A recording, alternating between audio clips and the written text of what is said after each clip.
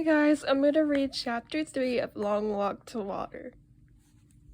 Alright, let's get to the chapter. Okay, let's see how long this is. This one chapter's about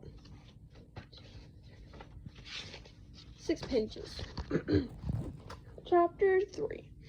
The smudge on the horizon gained color as Naya drew near, changing from hazy gray to olive green. The dirt under her felt and turned into mud, then sludge, until at last she was ankle deep in water.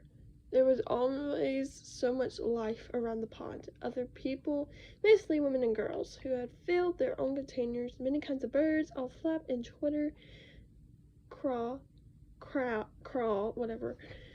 Herds of cattle that had been brought to the good raising by the young boys who looked after him. Naya took the hollowed gourd that was tied to the handle of the plastic container. She untied it, scooped up the brown muddy water, and drank it. It took a gourdful before she felt a little cooler inside. Naya filled the container all the way to the top. Then she tied the guard back in place and took the padded cloth donut from her pocket. The donut went on her head first, followed by the heavy container of water, which she would hold in place with one hand. With the water balanced on her head and her foot still sore from the thorn, Naya knew that going home would take longer than coming had, but she might reach home by noon if all went well. The tears were hot in Salva's eyes. Where had everyone gone? Why had they left him without walking? He knew the answer, because he was a child who might tire easily and slow them down and complain about being hungry, causing trouble somehow. I would not have been trouble. I would not have complained. What will I do now? Salva took a few steps to see what was going on. On the far horizon, the sun was hazy from the smoke of the bombs. About 100 paces from him, in front of him, he could see a pond. Between the pond and the barn was a house, and yes, a woman sitting in the sun. Holding his breath, he crept closer until he could see her face clearly. The rural-scarred pattern on the forehead were familiar. They were Dinka patterns, which meant that she was from the same tribe as Salva. Salva let out his own breath in relief. He was glad she was not a New. The New and the Dinka had a long history of trouble. No one, it seemed, was there where newer land ended the Dinka land began. So each tribe tried to lay claim to the area's riches and water. Over the years, there have been many battles, large and small, between Dinka and New. Many people on both sides have been killed. This was not the same as the war going on now between the rebels and the government. The Dinka and the Nuer have been fighting each other for hundreds of years. The woman looked up and saw him. Salva flinched at her glance. Would she be a friendly stranger? Would she be angry for him spending the night in her barn?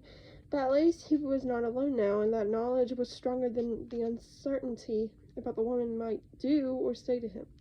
He walked towards her. "Good morning, Auntie," he said, his voice trembling. She nodded at him. She was old, much older than Salva's mother. He kept quiet, waiting for her to speak.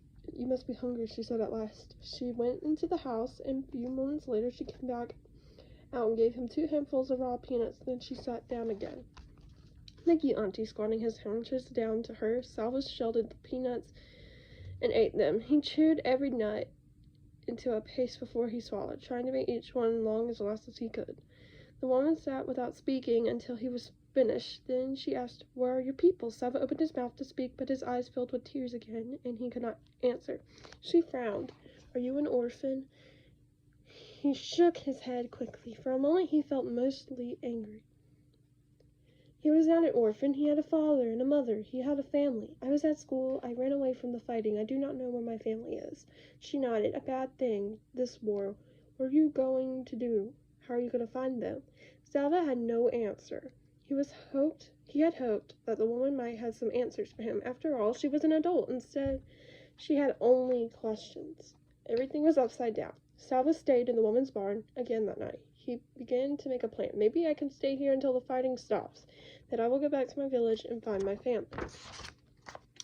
He worked so hard she would not send him away. For 3 days he fetched firewood from the bush and the water from the pond, but the pond was drying up each day. It was hard to feel the guards.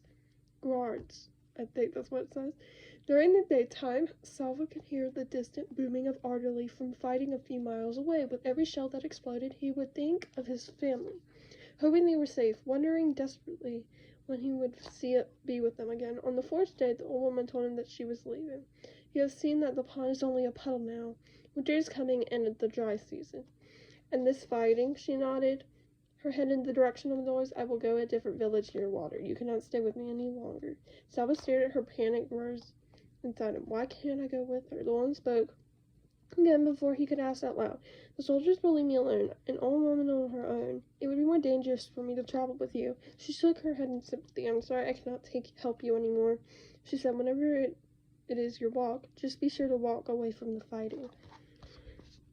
Salva stumbled back to the barn. What would I do? Where would I go? The words repeated themselves 1,000 times in his head. It was so strange.